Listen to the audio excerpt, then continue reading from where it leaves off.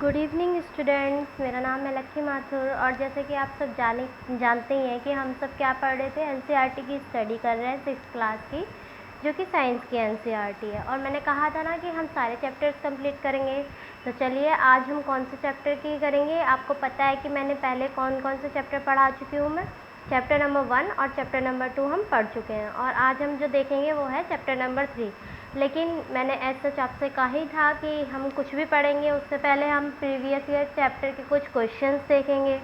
तो चलिए आज के हम क्वेश्चंस देखते हैं। ओके, हमारा पहला क्वेश्चन है, which of the following statement is correct about the carbohydrates.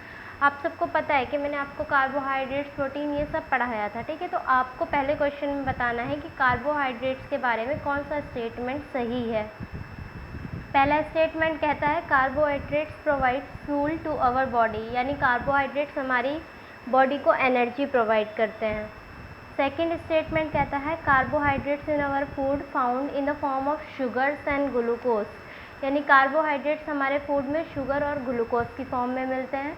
Third statement is potato has more carbohydrates and other nutrients, यानी आलू में अदर न्यूट्रिएंट्स के मुकाबले ज़्यादा कार्बोहाइड्रेट होता है। ऑप्शन नंबर 1 है पहला सही है, दूसरा पहला और दूसरा दोनों सही हैं, तीसरा दूसरा और तीसरा सही है, चौथा पहला और तीसरा सही है, या पांचवा सारे सही हैं। आप लोग जल्दी से आंसर दीजिए, मैं वेट कर रही हूँ आपके आंसर्स का।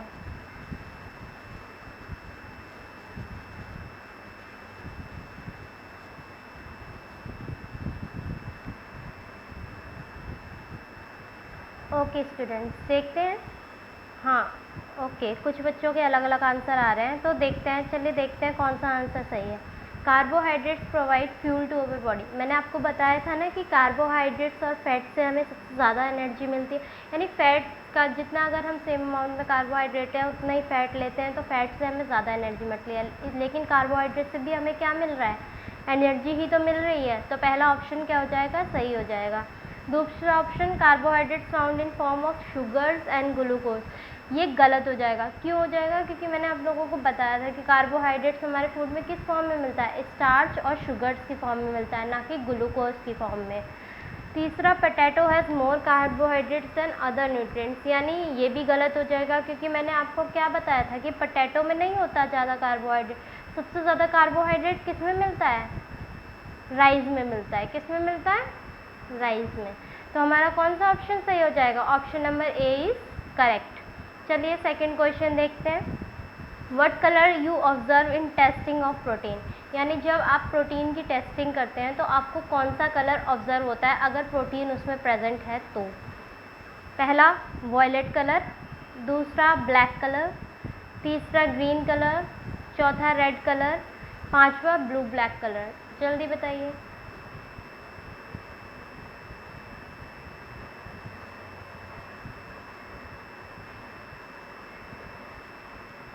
ओके स्टूडेंट्स, मैंने आपको बताया था ना कि हम प्रोटीन की टेस्टिंग करते हैं तो हमें कौन सा कलर उसमें दिखता है, पर्पल, या फिर हमें कोई और कलर दिखता है। ओके, पर्पल यानी कि वॉयलेट कलर हमें दिखता है, ठीक है। अगर प्रोटीन किसी चीज़ में प्रेजेंट है तो उसका कलर कैसा होगा, वॉयलेट आएगा टेस्टिंग के दौरान, ठीक है। तो इसमें कौन सा ऑप्शन नंबर सही हो जाएगा, option number A is correct one, that is violet. Okay, option number 3 देखिए, which disease occurring due to the deficiency of vitamin C, यानी विटामिन सी की कमी से कौन सी डिसीज़ आपको होती है। ये भी मैंने आपको ट्रिक से भी याद कराया था, अगर आपको याद हो तो।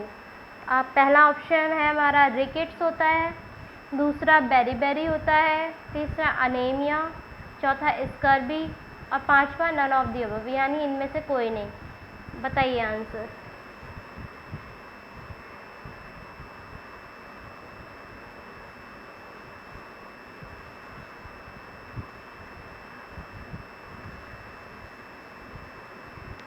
ओके स्टूडेंट्स, तो मैंने आपको याद कराया था ना, एस्कॉर्बिक से स्कर्वी, कॉर्बिक से स्कर्वी, यानी विटामिन सी की कमी से कौन सी डिसीज़ हो रही है आप लोगों को, स्कर्वी। ओके, तो कौन सा ऑप्शन हमारा सही हो जाएगा, option number D is the correct one. चलिए आगे क्वेश्चन देखते हैं कुछ और। ओके, क्वेश्चन नंबर 4 देखते हैं। Which of the following statement is incorrect about balance diet, यानी बैलेंस डाइट के बारे में कौन सा कथन अनुचित है यानी गलत है। ठीक है, पहला कथन हमारा क्या है, पहला स्टेटमेंट क्या है, it is the diet in which we found only carbohydrates and protein. ये वो डाइट होती है जिसमें सिर्फ हमें कार्बोहाइड्रेट्स और प्रोटीन्स मिलते हैं। Second statement, balance diet is a diet in which all nutrients are present in sufficient quantity, यानी बैलेंस डाइट वो डाइट है जिसमें सारे क्वांटिटी यानी सारी मात्रा में न्यूट्रिएंट्स प्रेजेंट होते हैं। पहला ऑप्शन है हमारा, पहला गलत है, दूसरा पहला दूसरा दोनों गलत है, तीसरा सिर्फ दूसरा गलत है, चौथा कोई भी गलत नहीं है, दोनों सही हैं, इसका मतलब यह है चौथे का, और पांचवा नन ऑफ दिस, यानी इनमें से कोई और ऑप्शन होगा। आंसर दीजिए।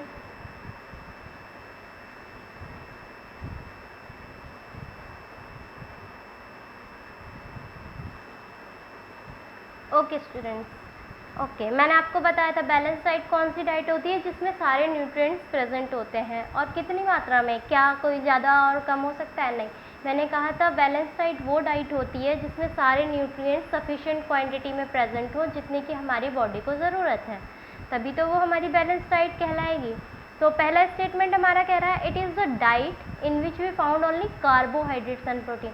नहीं, ऐसा तो मैंने आपको लोगों को नहीं बताया था ना, मैंने तो ये बताया था कि सारे न्यूट्रिएंट्स होने चाहिए। यहाँ तो सिर्फ ओनली कार्बोहाइड्रेट्स एंड प्रोटीन आ गया ना, दैट इज़ को ओनली वर्ड जो है ना ये आपका गलत कर देता है इस स्टेटमेंट को, यानी फर्स्ट तो इनकरेक्ट है।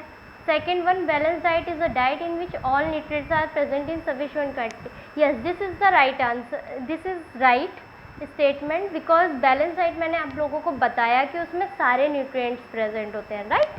तो हमारा इसका आंसर कौन सा हो जाएगा, option number A is correct, only first is incorrect, क्योंकि आपको क्या बताना था, सही नहीं बताना था, आपको गलत स्टेटमेंट बताना था। Option number A is correct. Okay, next question देखते हैं हम, question number 5, which protein is found in your hair and skin. ये क्वेश्चन मैंने आप लोगों से होमवर्क में पूछा था कि कौन सा प्रोटीन हमारे बालों में और हमारी त्वचा में यानी स्किन में मिलता है। पहला मेलाटोनिन एंड केराटिन, दूसरा मेलानिन एंड केराटिन, तीसरा collagen and melanin, fourth one is keratin and collagen, and fifth one is none of this, यानी इनमें से कोई नहीं। तो आप लोग आंसर दीजिए मुझे।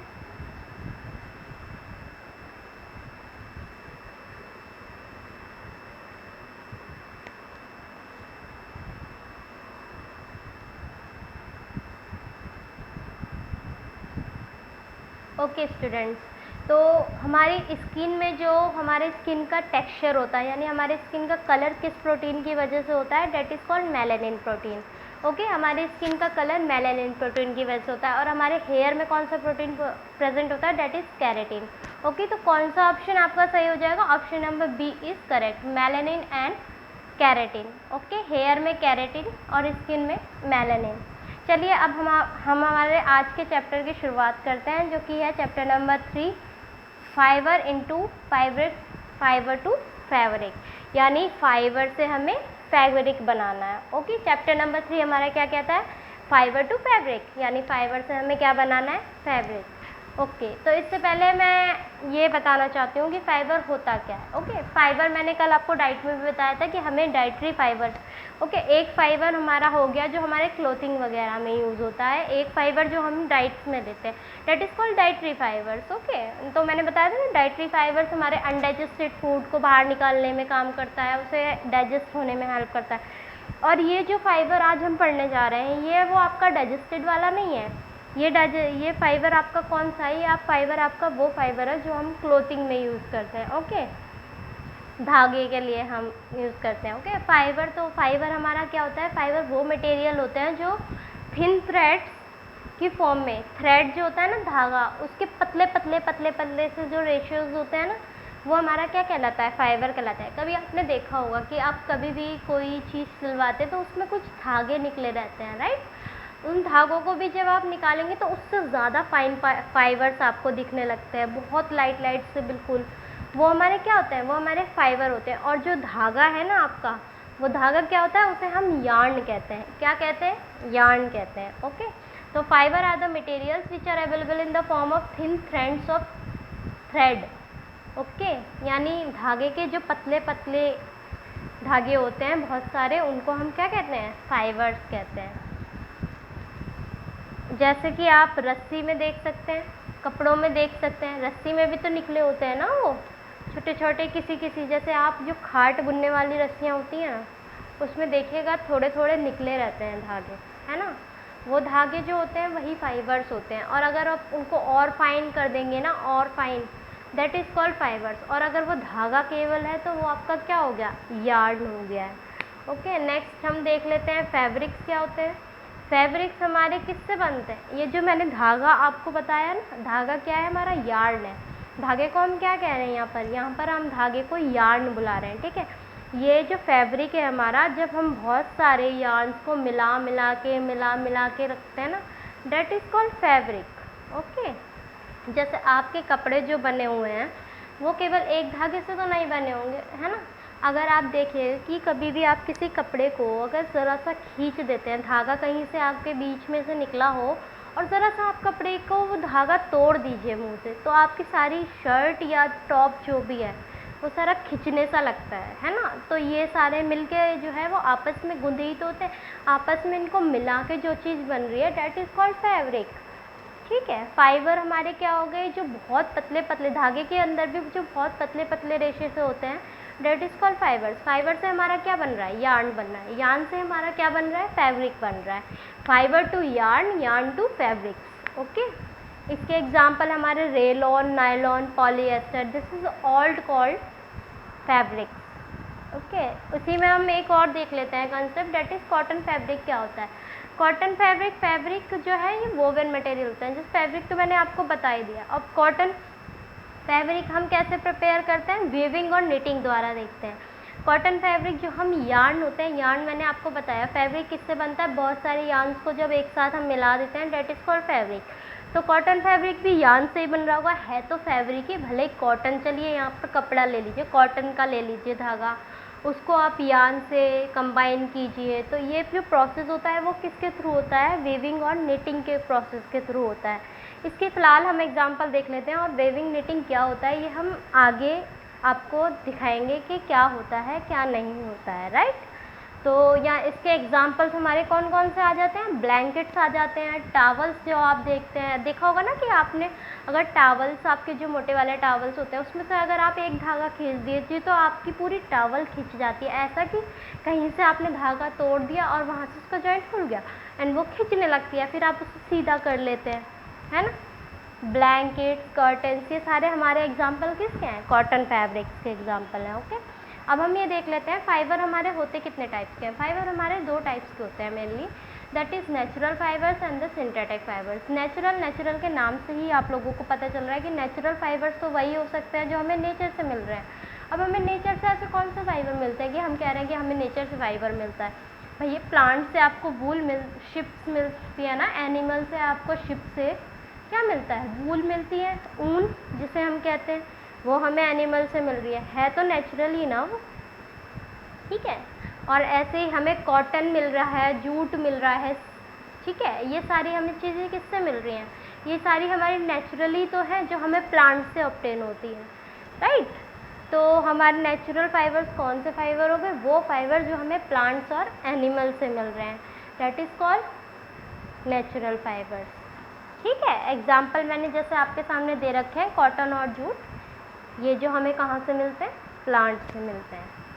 अब सिंथेटिक फाइबर्स क्या होते हैं, अच्छा नेचुरल तो मैंने आपको बता दिया, नेचुरल फाइबर वो जो हमें नेचर से मिल रहे हैं। तो सिंथेटिक से आप क्या समझते हैं, सिंथेटिक वो जो आदमी ने अपने लिए बनाया है, यानी ह्यूमन मेड है, मैन मेड है, ओके। या फिर हम उन्हें केमिकली सिंथेसाइज करके बना रहे हैं, किसी मशीनरी की प्रोसेस से बना रहे हैं, किसी केमिकल की सहायता से बना रहे हैं, that is all called what, that is called synthetic fibers, okay. Synthetic fibers are those fiber which is made by man-made and chemically synthesized in the industry or else, right. तो synthetic fibers पढ़ लीजिए आप, यहाँ पर क्या है, these fibers are made from chemical substances which are not obtained from plants and animal sources, ठीक है। synthetic fiber हमें plants और animals से नहीं मिलते हैं। इसके एग्जाम्पल आप क्या देख सकते हैं, पॉलिस्टर, नायलॉन, जैसे हमने अभी पीछे देखा ही था, फैब्रिक्स में देखा था ना, जो ब्लैंकेट्स वगैरह बना रहे हैं हम, कुछ भी बना रहे हैं, that is called polyester, nylon और रिसाइक्लिंग, इसके एग्जाम्पल हो गए। अब हम देख लेते हैं प्लांट फाइबर्स कौन कौन से हैं। प्लांट फाइबर से आप क्या समझ रहे हैं, प्लांट फाइबर्स तो वही फाइबर होंगे जो हमें प्लांट से मिल रहे हैं। पीछे हमने अभी एग्जाम्पल देखे थे ना नेचुरल में, क्या देखे थे, वो कौन कौन से एग्जाम्पल थे हमारे, कॉटन और जूट हमारे एग्जाम्पल्स थे, राइट। तो प्लांट फाइबर्स वो फाइबर्स होते हैं जो हमें प्लांट से उत्पन्न होते हैं। कॉटन के बारे में थोड़ा पढ़ लेते हैं, चलिए। कॉटन आपने देखा होगा कि जब कॉटन की खेती होती है तो खेती जब कंप्लीट हो जाती है ना, ऊपर कॉटन के बाउल से बन जाते हैं, कॉटन वूल कहते हैं उन्हें, राइट। कॉटन वूल हम किस लिए यूज़ करते हैं, मैट्रिसेस को फिल करने के लिए यूज़ करते हैं, क्विट्स या पिलोज में फिल, देखा होगा ना आप लोगों ने कि आपकी तकिया में भी कई बार क्या भरा होता है, कॉटन भरी होती है। लेकिन आपने एक चीज़ और देखी होगी कि कॉटन में कहीं कहीं धागे भी होते हैं वाइट कलर के, है ना, दैट इज़ यार्न। क्या होते हैं वो, यार्न। अगर आप उनको और फाइन कर दीजिए, दैट इज़ फाइबर्स, जैसे मैंने अभी आपको बताया था, है ना। तो कॉटन वूल हम किस लिए यूज़ कर रहे हैं, फिलिंग मैट्रेसेस के लिए, पिलोज के लिए। ये ग्रो कहाँ होती है, फील्ड में होती है। कौन सी सॉइल में ग्रो होती है, ये चीज़ बहुत इंपॉर्टेंट है, याद रखिएगा कि ये कॉटन कौन सी सॉइल में ग्रो होती है, ब्लैक सॉइल में ग्रो होती है। टेम्परेचर कैसा होना चाहिए वहाँ का, वार्म होना चाहिए, क्योंकि कोई चीज़ काली कब होती है, काली तो कभी होती है ना, जैसे आप कहते हो ना ज़्यादा धूप में मत निकलो भाई, नहीं तो काले हो जाओगे। क्यों हो जाओगे, क्योंकि टेम्परेचर हाई है, ठीक है। तो इससे याद रखिएगा कि कॉटन जहाँ पर टेम्परेचर हाई है, मिट्टी कैसी है, काली है, वहाँ पर ग्रो करती है, ठीक है। अब कॉटन जैसे मैंने आपको बताया, ठीक है, कॉटन के सीड्स भी होंगे, फ्रूट्स भी होंगे, है ना। जो फ्रूट्स होते हैं कॉटन वाल के, वो एक लेमन देखा है आपने, नींबू उतना ही बड़ा होता है कॉटन का फ्रूट। जब फाइनली ये मैच्योर स्टेट होती है, जब इसको मतलब निकालने की बारी आ जाती है पौधों में से, तो ये एक लेमन के साइज़ का ये बॉल होता है, उसे ही हम कॉटन वूल कह रहे हैं, ठीक है। मैच्योर होने के बाद यही बॉल्स जो हैं वो फट जाती हैं, ओपन हो जाती हैं, और सीड्स जो है वो कॉटन फाइबर से कवर हो जाते हैं, यानी हमारी कॉटन उसके अंदर से निकल जाती है ना। यानी वो छोटे छोटे से धागे जो कॉटन में आते हैं ना, वो उसी की बर्स्टिंग के दौरान आते हैं। अब कॉटन में ये फाइबर है, ठीक है, कॉटन में हमें फाइबर मिले ना, धागे से रेशे से मिले, इन्हीं को तो कह रहे हैं हम फाइबर। अब इन फाइबर्स को अगर हम उनसे अलग करना है सीड से, यानी बीजों से हमें उन फाइबर्स को निकालना है, तो इस प्रोसेस को हम क्या कहेंगे, बताइए।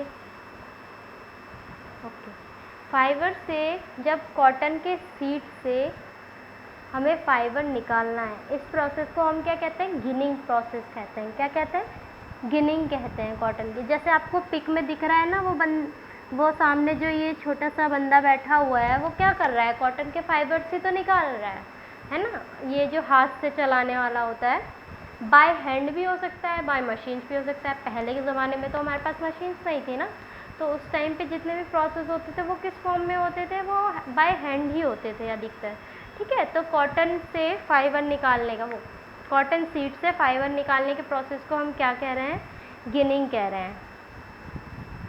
और इसमें और कौन कौन से प्रोसेस होते हैं, कॉटन में कौन कौन से प्रोसेस, कॉटन निकालने के प्रोसेस कौन कौन से हैं, स्पिनिंग, गिनिंग मैंने आपको समझा दिया। गिनिंग क्या है, जब हम कॉटन सीड्स में से फाइबर निकाल रहे हैं, that is called ginning. Spinning हम आगे पढ़ेंगे, वेविंग भी पढ़ेंगे और नेटिंग भी पढ़ेंगे, लेकिन ये स्टेप याद रखिएगा, GSW के, ठीक है। GS है, GS जनरल साइंस, W के वर्ल्ड किंग, इसे याद रखिए, okay. Ginning, spinning, weaving, knitting, ginning, spinning, weaving, knitting, ये कहाँ है, ये कौन से 4 प्रोसेस हैं, कॉटन के 4 प्रोसेस हैं। कॉटन में क्या, हमें फाइबर्स निकालने हैं कॉटन के लिए, ठीक है, या हमें कुछ बनाना है कॉटन से, तो ये 4 प्रोसेस हमारे इन्वॉल्व होते हैं।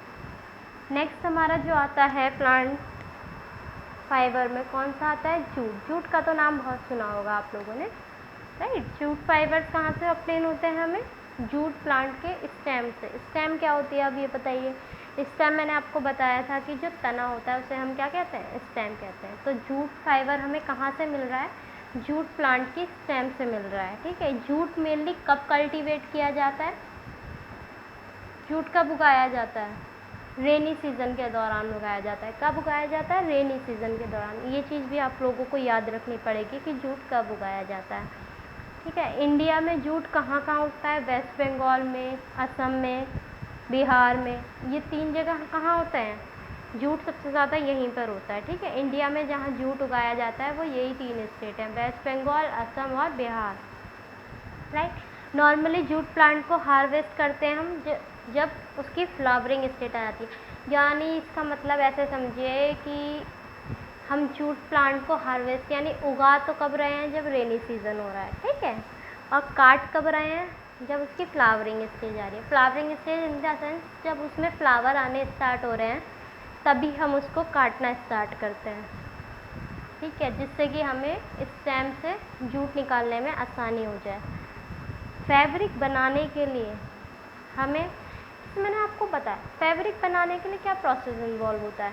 मैंने कहा ना कि सबसे छोटे छोटे फाइन से जो धागे होते हैं, थ्रेड होते हैं पतले पतले से, दैट इज़ कॉल्ड फाइबर। यानी फाइबर से हमको यार्न बनाना होगा। यार्न क्या होता है? अब यार्न एक धागे होते हैं जो आपको निकले दिखते होंगे अक्सर, वो यार्न होते हैं। और यार्न से हमें क्या बनाना है? फैब्रिक बनाना है। तो वही चीज़ लिखी है कि to make fabric all this fibres are first converted into yarn. यानी हमें अगर कोई भी फैब्रिक बनाना है तो उसके लिए हमें पहले फाइबर को यार्न में कंप्लीट करना पड़ेगा। तो हमारी सबसे छोटी यूनिट कौन सी हो गई? फाइबर हो गई। उससे बड़ी कौन सी हो गई? यार्न हो गई। यार्न से बड़ी कौन सी? फैब्रिक हो गई, ठीक है। अब हम पहले ये देख लेते हैं कॉटन में जो प्रोसेस इन्वॉल्व थे। गिनिंग मैंने आपको बताया, जब कॉटन सीड से हम फाइबर्स निकाल रहे हैं that is called ginning process. Spinning क्या होता है? जब हम फाइबर से यार्न बना रहे हैं, ठीक है। फाइबर से यार्न बनाने के प्रोसेस को हम क्या कहते हैं? स्पिनिंग प्रोसेस कहते हैं।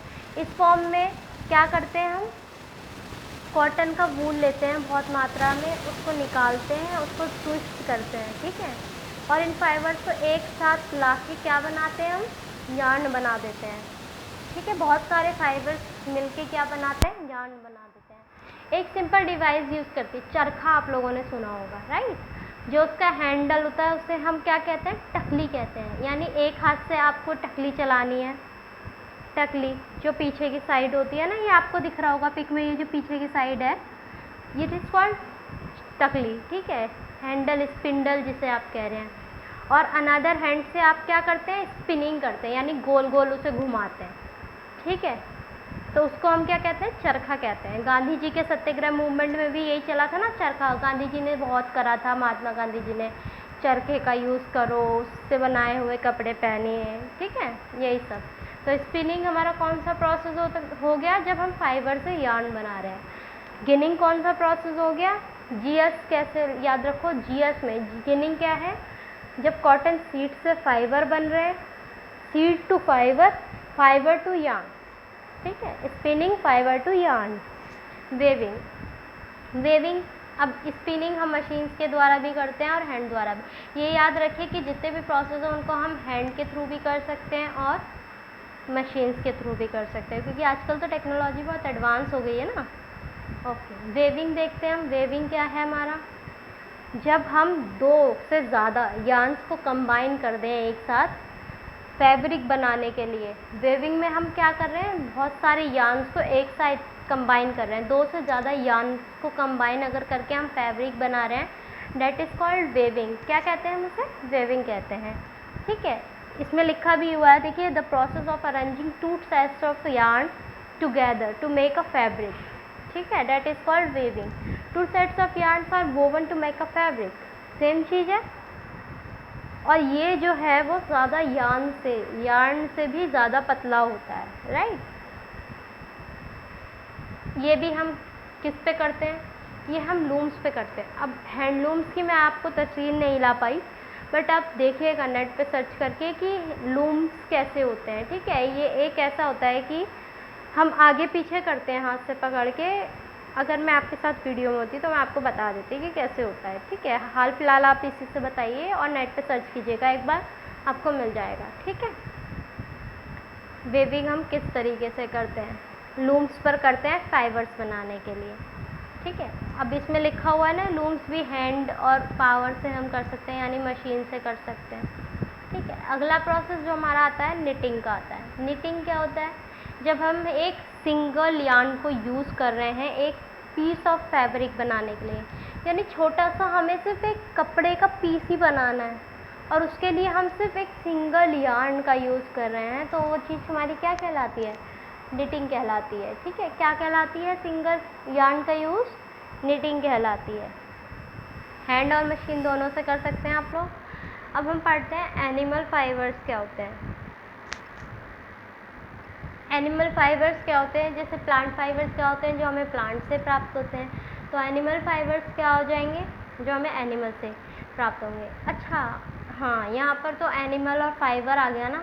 अब मुझे ये बताइएगा प्लांट प्रोडक्ट्स के बारे में क्या ख्याल है आपका, क्या बताया था मैंने, प्लांट प्रोडक्ट्स और एनिमल प्रोडक्ट्स कौन कौन से प्रोडक्ट्स होते हैं, बताइएगा कमेंट सेक्शन में, ठीक है। तब तक हम आगे पढ़ते हैं। एनिमल फाइबर्स कौन से हो गए, जैसे मैंने आपको एग्जांपल दे ही दिया था, ऊन, सिल्क, ये सारी चीज़ें हमें कहाँ से प्राप्त हो रही हैं, एनिमल से हो रहे हैं। अच्छा, बहुत से लोगों का ये ख्याल रहता है कि ऊन तो मैडम हमें सिर्फ शिप से ही मिलती है।